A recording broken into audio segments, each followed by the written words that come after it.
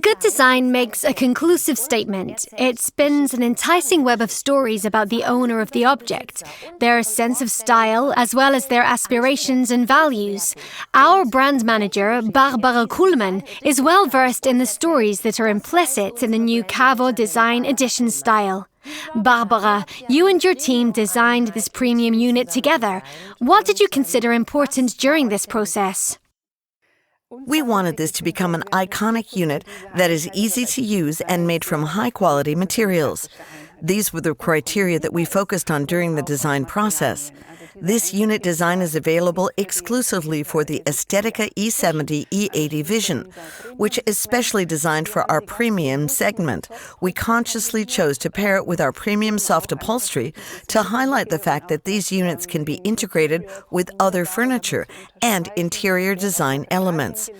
In addition, we place a great deal of value on the quality of the selected materials. For example, the soft upholstery plastic that we chose is lightly structured, but the fact that it covers the body of the unit in a lacquered matte finish creates a very calming, classic, and timeless impression. These design principles allow the combination to be complemented by natural materials, such as stone, wood, or concrete. This allows our units to blend seamlessly into spaces that place a high degree of emphasis on interior design. The idea was also to achieve a more masculine look. Moving away from a more feminine look appears to have led to a certain degree of conflict. Yes, this is quite a funny story. We really did end up losing our way from a very early stage of the project, probably from the time that we held our first design presentation. We once again opted to collaborate with an external service provider, the Biberach Slog Design Studio, who presented their first draft to us. Everyone was very impressed. Our product range last year had very feminine lines, so we consciously chose to move away from that and tried to create a design that was as masculine as possible. We then began to add elements, selecting a very strong PVC structure foil, and then even going so far as to add metallic outlines in various colors and creating a logo that brought He-Man to mind. We expected it to come across as extremely powerful. However, once we saw the prototype, we realized that we had not captured the masculine essence that we had hoped for. This is what makes the story so interesting. By trying out new things, we learned that less is sometimes more. In the end, it was actually a relief to be able to see the current model with all of the tranquility, serenity, and elegance that it has to offer. So this is how, in the end, our design became quite neutral rather than heavily masculine. In spite of this, it still distinguishes itself from the previous design edition.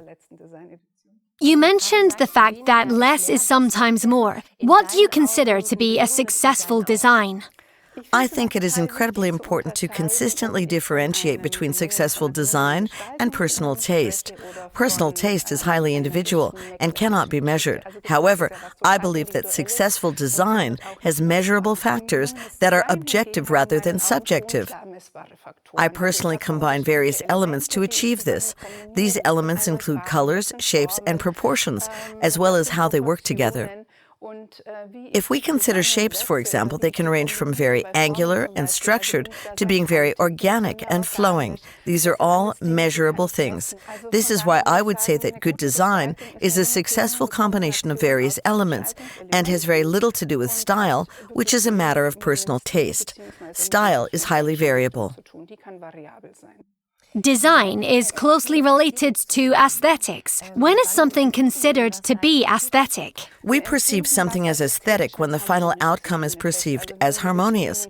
Specifically, this means that the components that we discussed previously are combined with each other in a harmonious way. For example, if we consider the element of color, we could have analogous colors that complement each other, or complementary colors that contrast one another to create a dynamic environment. This is probably the same throughout many areas of life. When we perceive various aspects to be harmonious, we find them pleasant and easily accessible. We do not feel uncomfortable. The elimination of disruptive elements in a visual sense leads to harmony and is perceived as aesthetic. Has this harmony found its way into dental practices? Increasingly so, yes. This has definitely been happening more and more in dental practices over the past few years. Even the portfolio of offerings has shifted towards something being more aesthetic. This is obvious through the entire medical field, but particularly so in the field of aesthetic dentistry. So yes, increasing focus has been placed on aesthetics over the past 20 years. Another obvious change has been the shift from seeing the people visiting the practice as patients to seeing them as customers. This certainly has something to do with the increased need for patients to pay for their own treatment, and the increased focus on overall wellness throughout all areas of life. But this can definitely be seen in dental practices. There's also a need to consider the sense of well-being on the part of the patients. The idea is that patients will believe that there's a link between the medical services that are on offer and the interior design. This makes it all the more important to ensure that patients have a sense of well-being in a comfortable environment in order to create a sense of trust. When we create our combinations, however, we also need to factor in the issue of hygiene. The durability of materials is a major challenge.